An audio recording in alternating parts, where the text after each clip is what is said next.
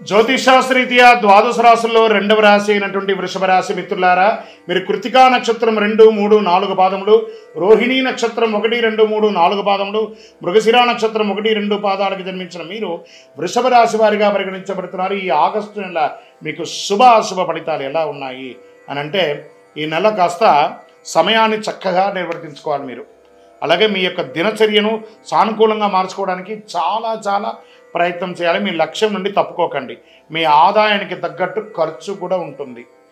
మీరు ఆర్థిక సంక్షోభాన్ని ఎదురు చూసుకుంటారు, కాస్త జాగ్రత్త పడాలి, కొంచెం నియంత్రణ ఉండాలి. వ్యాపారంలో ఏదైనా పథకంలో డబ్బు పెట్టేటప్పుడు చాలా మీ యొక్క శ్రేయోభిలాషను తెలుసుకోండి. ఒకసారికి 2 సార్లు ఆలోచించి పెట్టుబడి పెట్టండి. మీ ఆలోచన ఫలించి లాభాలు పండే అవకాశాలు అద్భుతంగా ఉంది. మంచి సమయం పెట్టుకోండి.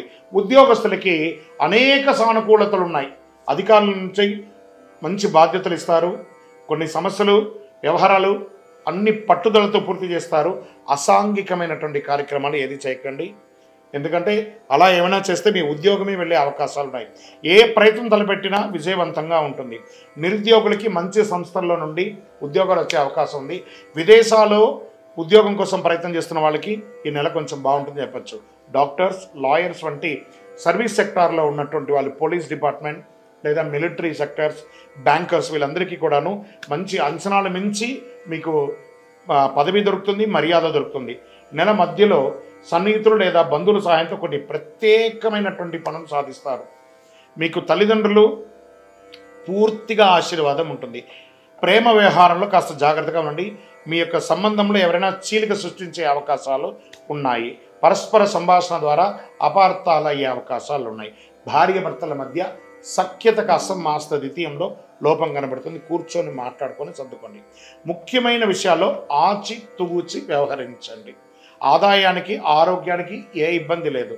పిల్లలు మంచి అద్భుతమైనటువంటి మీరు కోరుకున్న యూనివర్సిటీలో లేదా మీరు కోరుకున్న విద్యా సంస్థలో చదువుకునే అవకాశం ఉంది.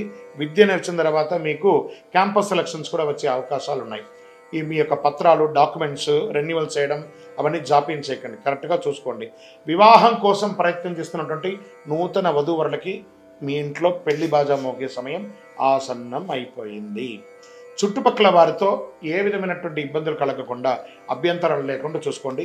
షేర్ మార్కెట్ 60-40గా ఉంది. వ్యవసాయదారులకి సంపన్నమైన నెల అని కూడా చెప్పచ్చు. మీడియా రంగం వారికి అద్భుతమైనటువంటి నెల. ఐటీ రంగం వారు, సాఫ్ట్వేర్ రంగం వారికి 60-40గా ఉంది. రాజకీయ నాయకులకి కాస్త జాగ్రత్త. మీ యొక్క ఇష్టమైనటువంటి దైవం శ్రీరామ రక్ష స్తోత్ర పఠించండి. అతి